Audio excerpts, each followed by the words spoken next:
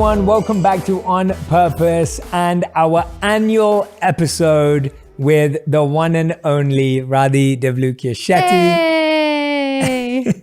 We do this every single year. The first ever episode on the podcast on the 14th of February 2019 was Radhi. We did our 1 year celebration with Radhi, and this is now our 2 year celebration with Radhi. The podcast is now officially 2 years old. Oh my gosh, that's amazing. But also I thought, number one, you'd keep my seat warm for me.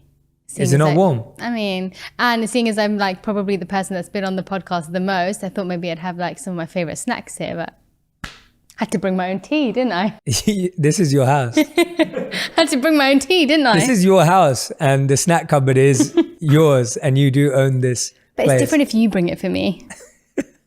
But I'm so excited to be here. And yeah, I don't know what we're going to speak about, but I'm very excited. Yeah, so Radhi and I don't plan these. What we do is we ask my team, friends, people we know, people we don't know to come up with questions that we can discuss. And that's what we're going to do today. We think 2020 was a incredible year for relationships and the challenges it brought with that. So we want to dive in today about how we tried to navigate 2020. And as always, these conversations are completely raw and open and vulnerable, where we're sharing with you our mistakes, the things we got wrong, the things we learned, the things we got right. We're sharing all of it in this conversation. So I really, really hope that you enjoy this one. As do I. So let's go. What should we start with? So the first question that I have from our team is, what do you find hardest about love? I was actually thinking about this morning when I was thinking about coming and speaking here, coming and speaking to you.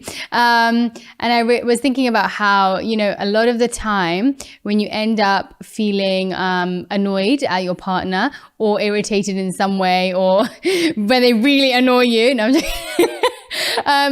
it actually made me realize that a lot of the time, you know, they say it ends up being a reflection of you.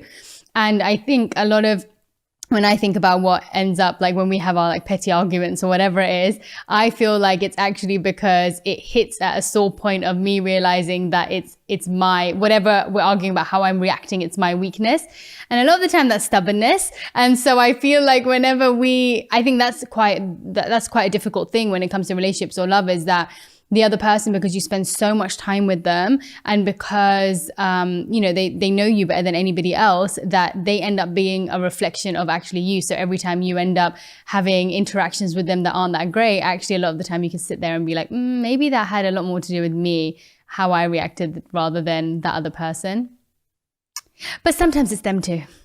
That's a really good answer. That's a really good answer. I think that's such a good point. I think what I'm saying is I would second that.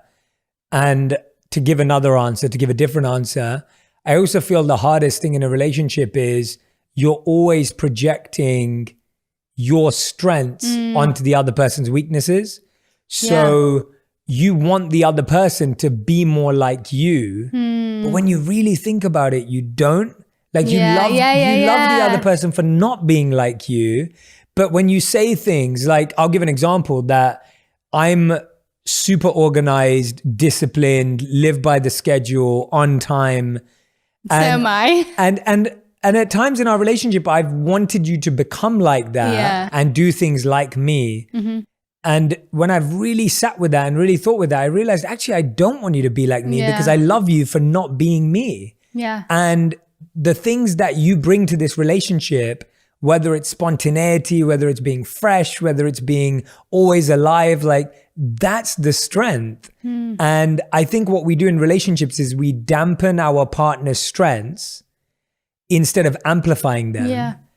And what that does is it makes your partner feel like they have to do something different or be something different. But actually, if you amplify their strengths, which is the part you love anyway, you're going to have a much more fulfilling and exciting relationship. So I think that I find that hard because I think we all live in our heads. Yeah, it's so true. And we think the way we think is the right way. I'm like, hey, what do you want to do tomorrow? And you're like, well, I kind of have a 9 to 5, like 6 schedule ready to go for the next like 6 months. And I'm like, oh, so you don't want to go shopping with me, or you don't want to go to like get some plants? And yeah, no, I agree. And I feel like but I also think from from that, you know, it also helps, even if you're not doing, even if you feel like it's a negative thing, to notice that and to try and correct it. In the same way, I think it can also help the other person tighten up on that area of their life too. Like, okay, cool, you may be super organized and I may be not very organized at all, but at the same time we can find like a good middle ground when we're together, where it's like, okay, you know that I like being spontaneous, so maybe randomly you'll be like, okay, cool, like, which you do, you're like, oh, you know what, I'll just cancel my meeting, or I won't do this, and let's just go do this. And for me, I'm like, oh, okay. And I know that I try to be a little bit more organized, where I'm like, oh, okay, I need to make sure I do this today. I need to make sure I give you this today, like whatever it is, like trying to make that better as well. Because even though it's a strength in some ways, every strength ends up being a weakness in some way too. So I think it helps, you know, kind of balance it out as well, and help the other person notice when they need to probably change a little bit.